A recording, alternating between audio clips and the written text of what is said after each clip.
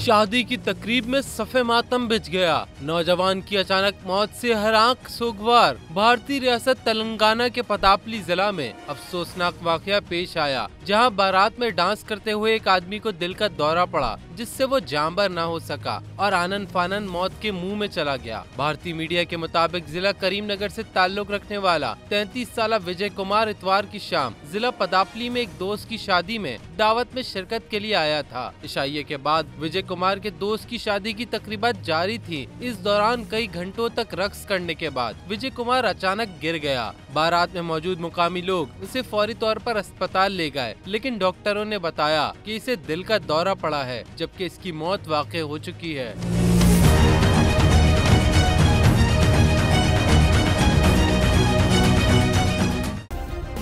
Subscribe करें और bell दबाएं ताकि कोई खबर रह न जाए।